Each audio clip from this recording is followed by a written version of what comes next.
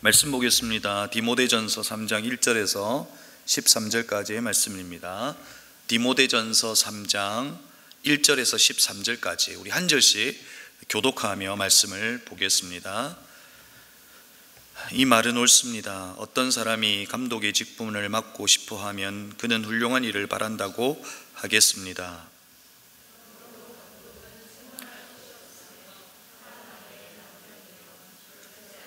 신중하며 단정하며 나그네를 대접하며 가르치기를 잘하며 술을 즐기지 아니하며 난폭하지 아니하고 너그러우며 다투지 아니하며 돈을 사랑하지 아니하며 자기 가정을 잘 다스리며 언제나 위엄을 가지고 자녀들을 순종하게 하는 사람이어야 합니다. 자기 가정을 다스릴 줄 모르는 사람이 어떻게 하나님의 교회를 돌볼 수 있겠습니까? 또 새로 입교한 사람도 안 됩니다. 그리하면 그가 교만해져서 마귀가 받을 심판에 떨어질 위험이 있습니다. 감독은 또한 교회 밖의 사람들에게도 좋은 평판을 받는 사람이라야 합니다. 그래야 그가 비방을 받지 않으며 악마의 올무에 걸리지 않을 것입니다. 이와 같이 집사들도 신중하며 한 입으로 두 말을 하지 아니하며 술에 탐닉하지 아니하며 부정한 이득을 탐내지 아니하며 믿음의 비밀을 깨끗한 양심에 간직한 사람이라야 합니다. 이런 사람들을 먼저 시험하여 보고 책망받을 일이 없으면 집사의 일을 하게 하십시오. 이와 같이 여자들도 신중하며 험담하지 아니하며 절제하며 모든 일에 성실한 사람이라야 합니다. 집사들은 한 아내의 남편이며 자녀와 자기 가정을 잘 다스리는 사람이라야 합니다. 함께 읽겠습니다.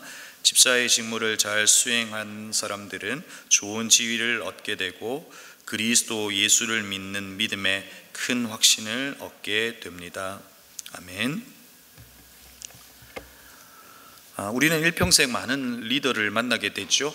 우리가 한 80년 정도를 산다고 보면 우리는 한 15명의 대통령을 만나야 하고 한 20여 명의 교사를 만나야 합니다.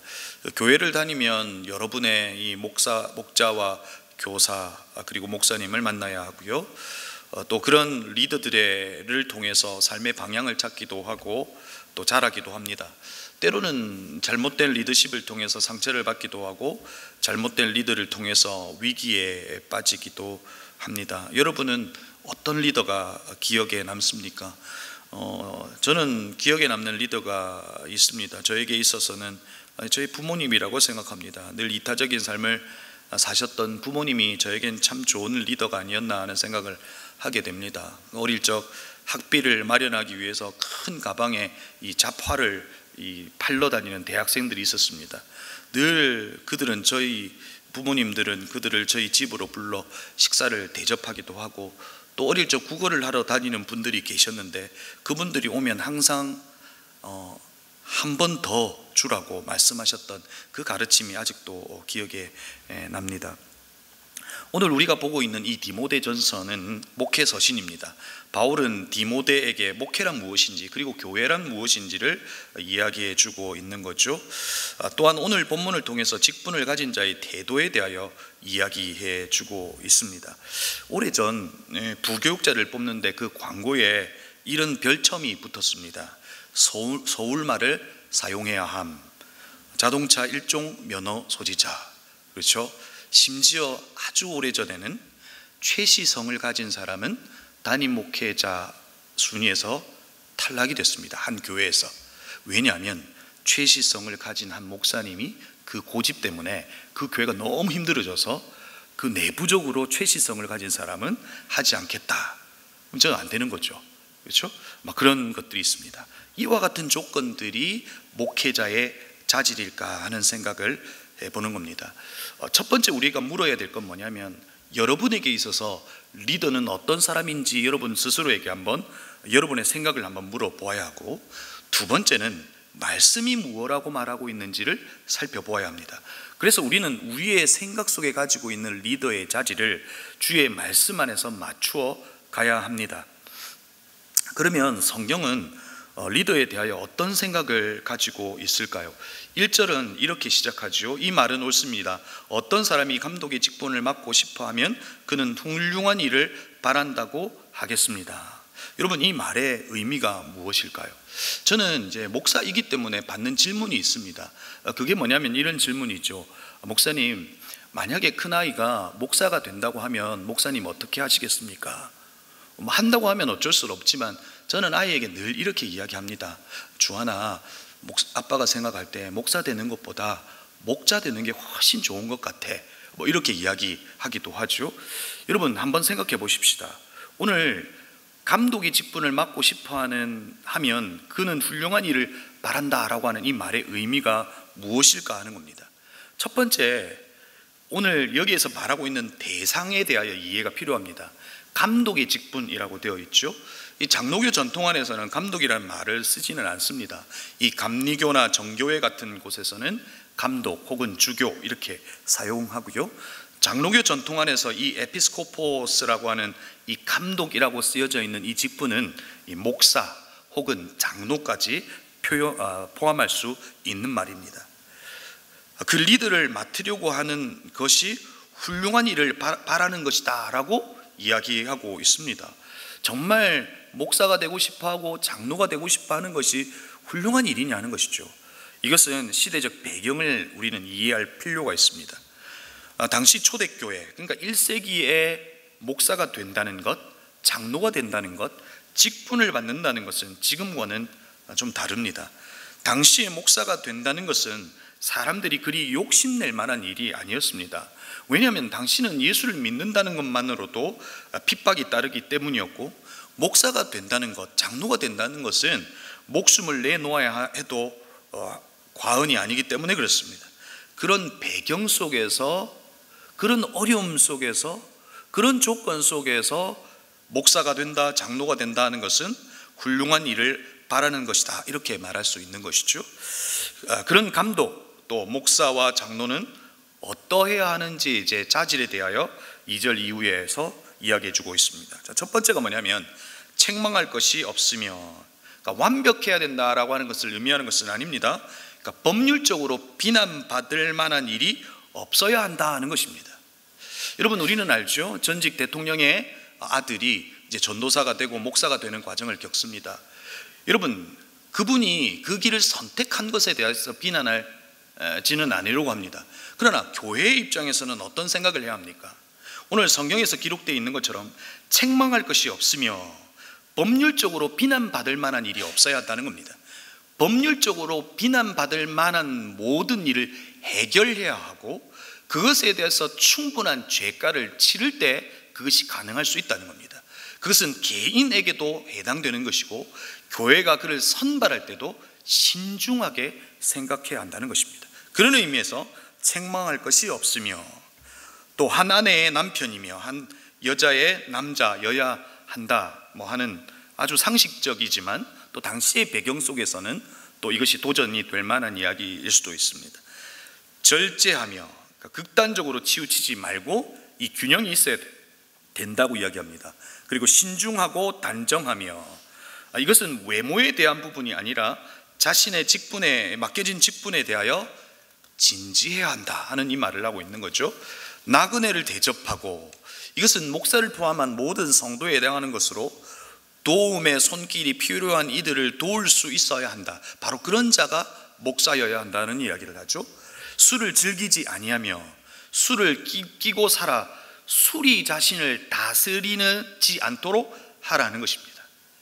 그리고 다투지 아니하며, 또 개역 개정에는 이 부분을 구타하지 아니하며 라고 기록되어 있는데, 자제력이 부족하여 화를 내고 갈등을 유발하지 않아야 한다 라고 이야기하죠. 그 다음에 돈을 사랑하지 아니하며, 목사는 돈과 돈의 영향력에 초연해야 한다라고 이야기합니다.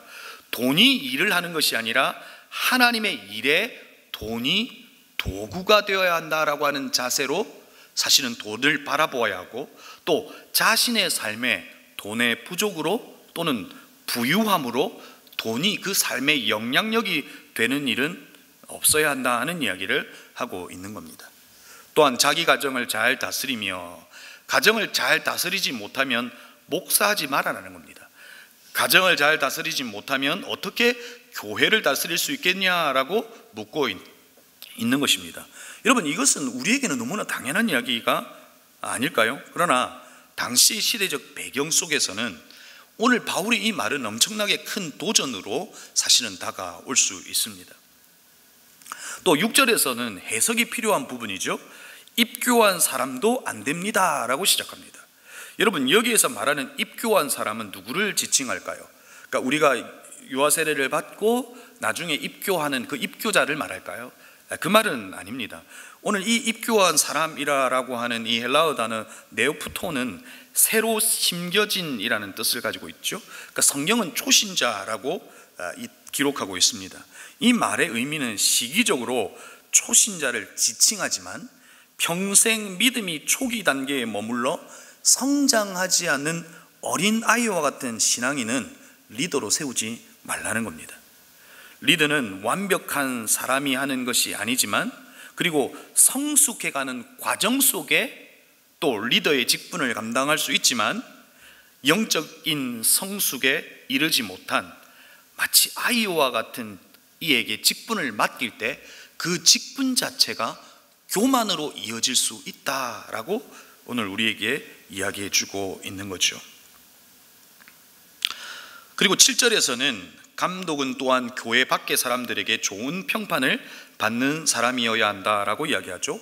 우리는 소위 부르심에 대하여 이야기할 때 내적 소명과 외적 소명을 이야기합니다. 내적 소명은 무엇입니까? 내 안에 하나님께서 감동을 주시고 말씀을 주시는 그 내적 소명을 이야기합니다.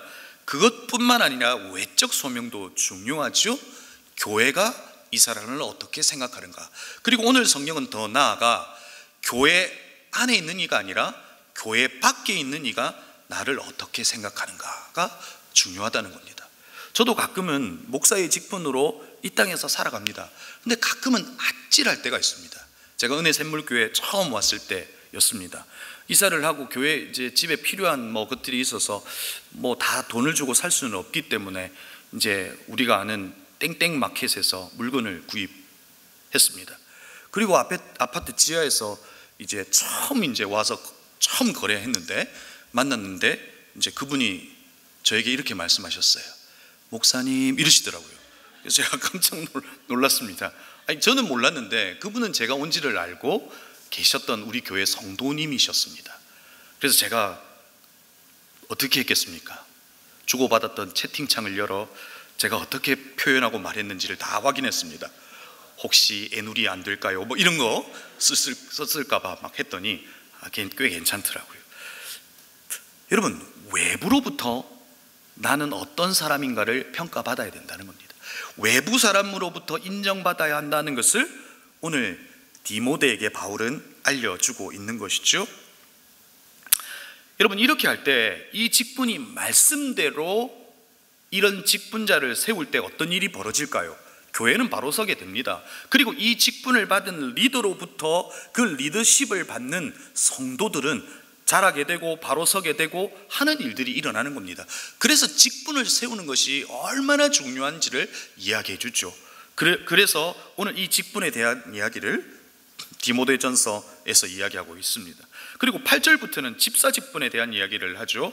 집사라고 하는 이 직분은 지금과는 좀 다른 무게감이 있습니다. 지금은 이제 많은 분들에게 일정 부분 시간이 지나면 집사의 직분을 주지만, 당시의 집사의 직분은 지금과는 좀 다른 무게감이 있었다 하는 것으로 이해하셔야 됩니다. 집사의 직분 첫 번째가 뭡니까? 신중하며 한 입으로 두말하지 아니하며 정직해야 한다라고 이야기합니다. 여러분, 이 말의 의미는 이런 깊은 의미가 있습니다. 그렇다고 하는 것은 그렇다고 하고 아니라고 하는 것은 아니라고 분명하게 말할 수 있어야 한다는 의미를 가지고 있습니다. 여러분, 우리는 소위 좋은 사람이라고 하면 내가 생각하고 내가 원하는 대답을 해주는 사람이라고 생각합니다. 그러나 집사의 직분에 있어서 일구이연하지 않는다라고 하는 이 말의 의미는 옳고 그름에 대하여 분명하게 말해주는 사람이 좋은 집사라고 이야기하고 있는 겁니다. 여러분, 지금의 이 시대는 꼰대라고 하는 말로 내게 옳고 그름에 대한 이야기를 하는 사람을 불편하게 생각합니다. 그러나 나에게 있어서 그런 사람이 유익이 될 수 있다는 겁니다.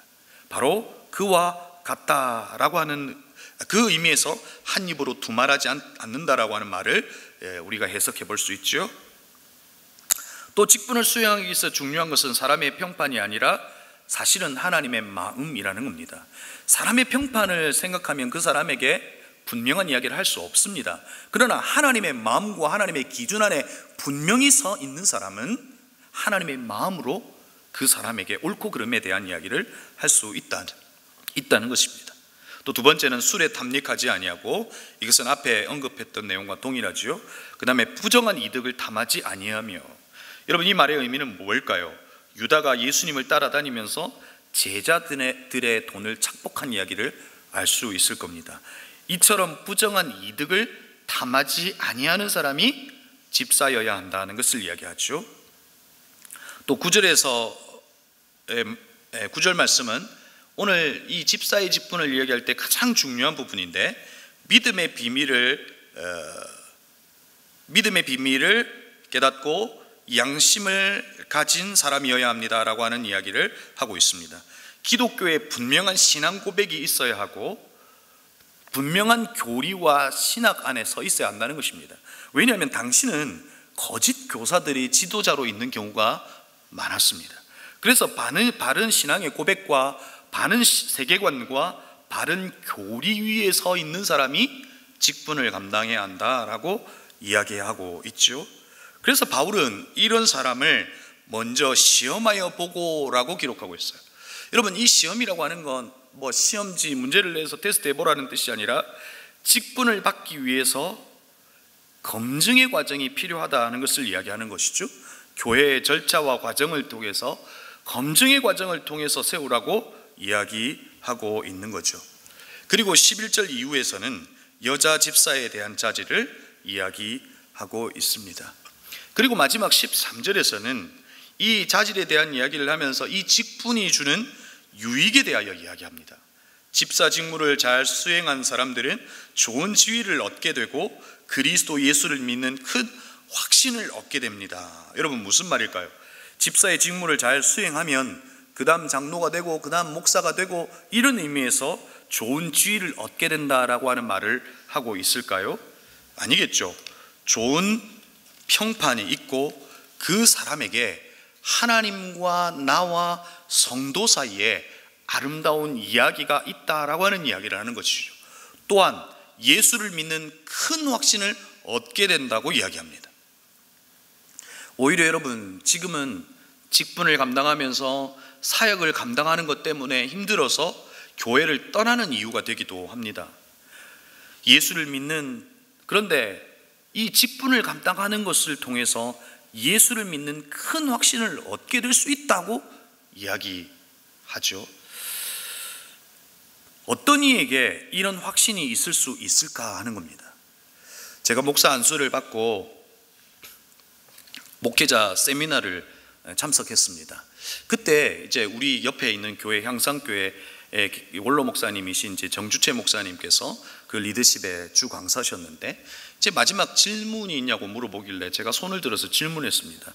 목사님, 부목사가 갖추어야 할 부분들이 있을까요? 라고 하는 질문을 했습니다. 그때 목사님께서 하셨던 그 말씀이 아직도 제 기억에 이렇게 남아 있습니다. 목사님께서 뭐라고 말씀하셨냐면 예수 흉내라도 내세요, 이렇게 이야기하셨어요. 처음에는 무슨 말인지 몰랐습니다. 예수 흉내라도 내보라는 겁니다. 이 땅의 목회자와 리더들이 예수 흉내를 내는 것이 아니라 자기의 욕망과 야망을 따라 살아가는 이 시대의 모습을 보면서 목사님의 그 애절한 마음은 뭐였냐면 목사 흉내라도 내보라는 겁니다. 예수님처럼 살기 힘들면 목사 흉내라도 내는 그 애씀과 노력을 해보면 어떨까라고 하는 이야기의 도전이었던 것입니다. 사랑하는 성도 여러분, 오늘 우리는 사역합니다. 직분도 있고 교회를 섬깁니다. 어떤 이는 목자로, 어떤 이는 집사와 장로로 교회 곳곳에서 직분을 갖고 섬기기도 하고, 또 직분은 없지만 섬김의 자리에 늘 있습니다. 그때 여러분, 그 직분의 중심은 누구여야 할까요? 내가 되면 실망하는 일이 생깁니다. 내가 되면 섭섭한 일이 생깁니다. 내가 되면 힘들어지고 비교하게 됩니다. 내가 되면 내가 열심히 하는 그 열심히 하지 않는 누군가에게 지적질이 되기도 합니다. 그러나 내가 하는 그 일의 주인이 목자이신 예수 그리스도가 되면 그 일을 통해서 예수 그리스도에 대한 확신이 있을 수 있다는 겁니다. 그래서 적어도 우리가 교회를 섬기고 성도를 섬기는 이 삶의 목자는 예수 그리스도가 되어야 하고, 적어도 우리가 하는 그 일을 통해서 우리가 얻고 싶어하는 그 일이 아니라 예수 흉내라도 내어 예수께서 원하시는 교회, 예수께서 원하시는 섬김의 결과가 우리 삶에 있기를 원한다는 겁니다. 그럴 때 우리 안에 이야기가 있고, 그럴 때 우리 안에 오히려 예수의 마음을 이해하고, 그럴 때 오히려 우리는 예수를 믿는 큰 확신 가운데 서게 되는 겁니다. 사랑하는 성도 여러분, 여러분 모두는 이 땅의 리더입니다. 주님 오실 때까지 예수 흉내라도 내시고 우리의 모든 섬김과 사역의 중심에 예수가 될 때 그 섬김을 통해서 예수 믿는 큰 확신을 얻는 저와 여러분이 되기를 주의 이름으로 축복합니다. 기도하겠습니다. 우리 말씀을 기억하며 기도했으면 좋겠습니다. 오늘 디모데전서 3장을 통해서 직분에 대한 이야기를 우리에게 이야기해 주고 있습니다. 이 이야기를 들으면 상식과 같은 이야기일 수 있으나 당시의 1세기 배경을 통해서 보면 엄청난 도전일 수 있습니다. 또한 상식일 것 같지만, 기본일 것 같지만, 기본으로부터 우리를 바로 세우지 않으면, 작은 것으로부터 우리를 바로 세우지 않으면 그 어떤 일도 할 수 없다고 이야기하고 있는 겁니다. 오늘 말씀을 기억할 때 하나님 우리의 섬김의 자리에 예수가 주인 되어 주시고 우리의 모든 섬김에 예수 흉내라도 내보는 우리 삶이 되게 해달라고 기도했으면 좋겠습니다. 두 번째 기도할 것은 내일 주일입니다. 주일에 모든 예배를 두고 기도하십시다. 하나님 아버지, 우리가 매주 있을 예배가 아니라 우리 인생의 한날의 예배로 소중하게 그 예배를 생각하게 하시고 준비하게 하시고, 그 예배를 통해서 구원의 역사가 여전히 일어나게 하시고, 그 예배를 통해서 예수 그리스도의 십자가와 부활이 2000년 전 한때의 사건이 아니라 오늘 나에게 일어나는 사건으로 받아들이는 예배가 되게 해달라고 기도했으면 좋겠습니다. 세 번째로 기도할 것은 오늘 초등부 여름 성경학교가 있습니다. 그리고 다음 주 청년부 또 여름 수련회가 있습니다. 지금의 이 시간은 마치 북풍 전야 같은 약간의 긴장감도 있습니다. 그러나 그 수련을 통해서 하실 하나님의 일들이 있습니다. 그 시간 속에서 복음의 분명한 메시지를 듣게 하시고 예수 만나게 하시고 살 길에 대한 분명한 이해가 있는 그런 말씀의 도전이 있는 수련회와 성경학교가 되게 해달라고 말씀을 기억하시면서 주일 예배를 위해서, 그리고 여름 성경학교와 수련회를 위해서 이 시간 합심으로 함께 기도하시겠습니다.